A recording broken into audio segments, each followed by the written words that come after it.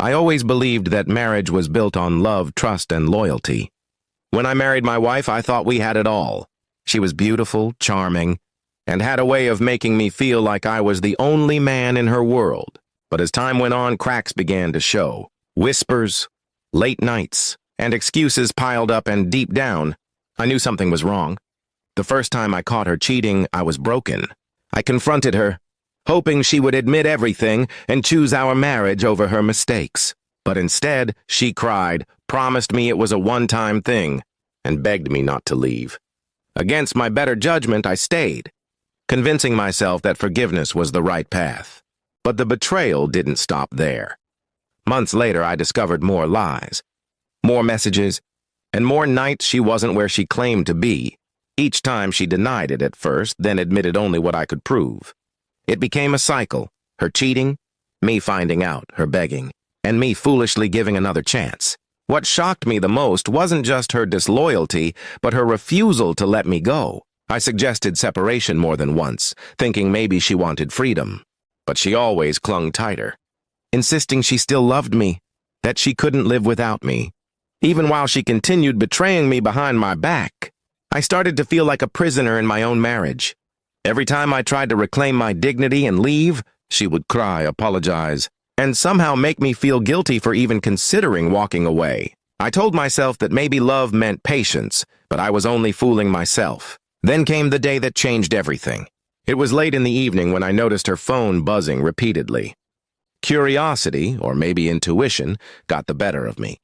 I opened it, and there it was, undeniable proof of her affair, messages too explicit to be misunderstood. When I confronted her that night, she didn't even try to deny it. She simply looked at me, silent, as if she had grown tired of playing the game. For the first time, there were no tears, no excuses, no desperate promises to change. It was almost as if she believed I would never leave, no matter how far she went. But she was wrong. Something inside me snapped that night. I realized I had been holding on to a woman who had already let go of me long ago.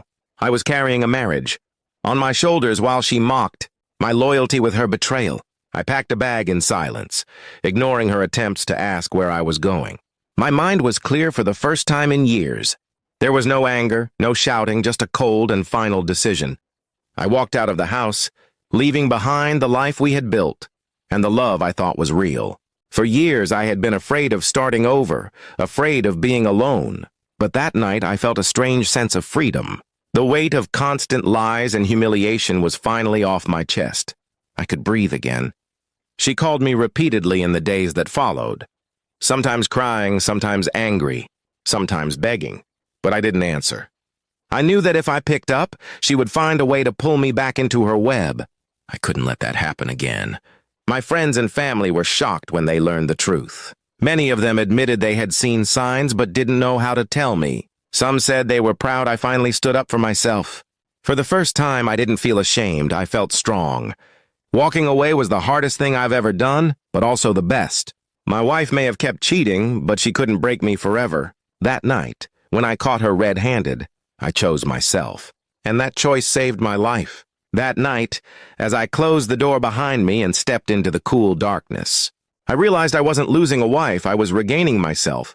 All the pain, all the humiliation, all the tears I had swallowed for years suddenly turned into strength. I wasn't walking away empty.